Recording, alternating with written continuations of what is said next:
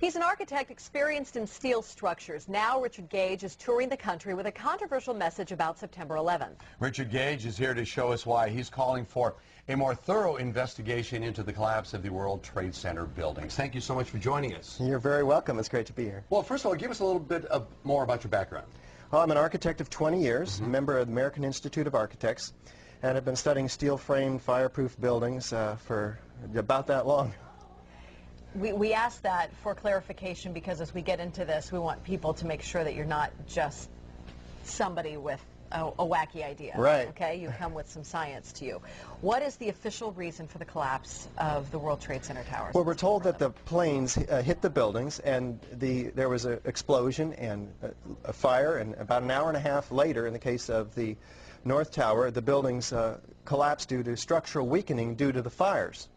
The problem is that we don't have large gradual deformations associated with collapses, and fires in high-rises have never brought down a steel frame high-rise building at all, ever.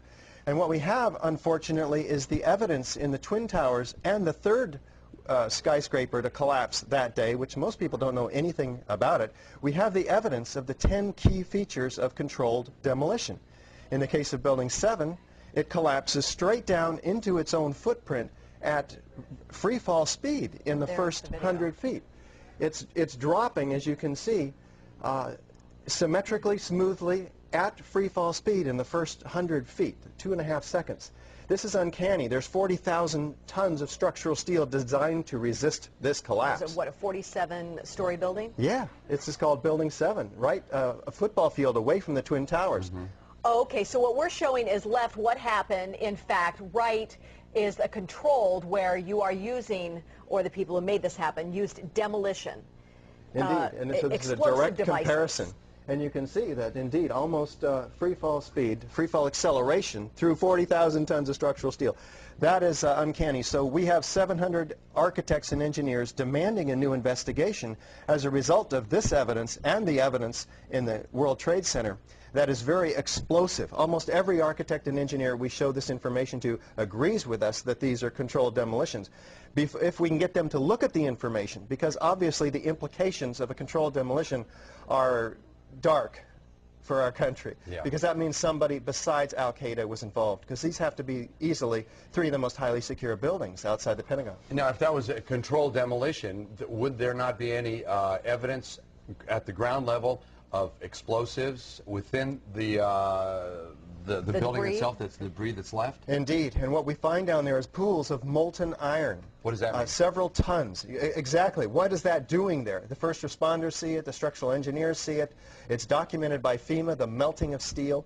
Normal office fires is what's supposed to have brought these buildings down, along with jet plane impacts. But jet fuel and office fires don't produce molten iron or molten steel. It doesn't begin to melt until 3,000 degrees. But what we have is the fires only produce maybe 1,600 degrees. So what produced all that molten iron? Well, it has in it the chemical evidence of a special incendiary, which is thermite, a high-tech incendiary used to cut through steel like a hot knife through butter.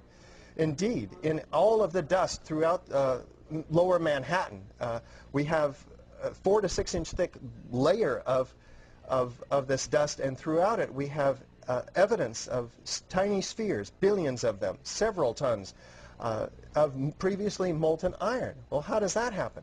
If you have molten iron, the byproduct of thermite is molten iron, and it's dispersed throughout all of this dust. Now, you were allowed to go in and get samples and examine it? Oh, there's plenty of dust. A lot of people have this dust, and 4 of these samples have been sent to physicist Stephen Jones, formerly of Brigham Young University.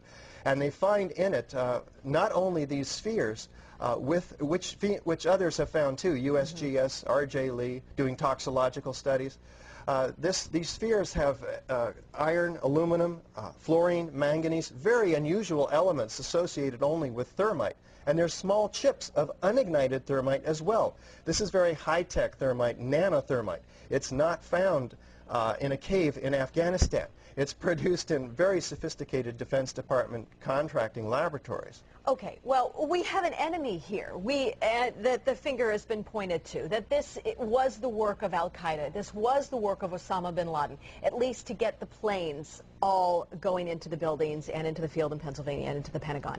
Is there no way that they then could still be the enemy that placed those in the buildings first and then did the incendiary device via a plane second? Right. Well, what you have to ask is who had access to the buildings? Did Al-Qaeda have access to these highly secure buildings? Probably not. Did they have access to sophisticated nanothermite, where the particles are 1,000 times smaller than a human hair? Probably not. Somebody else has to be investigated, and that's why we have 700 architects and engineers demanding a real investigation. We don't have the whole theory as to how this happened, who did it, why. We just lay out the facts like we did last night in the Veterans Memorial Auditorium, and we demand a real investigation, and they'll find out who, why, how, etc. Okay. Then let me ask you, I'm person X. I want to place something in one of those buildings. Where would I carry it? How big would it be? Is it that visible that I would be spotted by security, or could I place it in one of my tooth fillings? Yeah, we're talking about several tons of nanothermite and ordinary thermite. One would have to have access through security. So the security company involved for the World Trade Center should be thoroughly investigated. And it turns out to be Securicom, Stratosec. Somebody should look and see who's on the board of those companies. Some very interesting individuals turn out to be. In addition, one would have to have the cover of, say, an elevator modernization, which was, in fact, going on 9 months prior to 9/11, so that there were workers throughout the World Trade Center that had access to the hoistway, which is immediately adjacent to the core columns and beams in the building. You're not trying to freak out the country, but you can't help but feel a little freaked out by this. Yeah, you're getting it. Yeah. And of course, this is something we want to talk with you about a whole lot more, and we're out of time. But we do have a great deal of information on our website, kmph.com. Thank you very much for your time today. You're so welcome. Thank you for opening joining us. up a lot to think about. We'll be right back.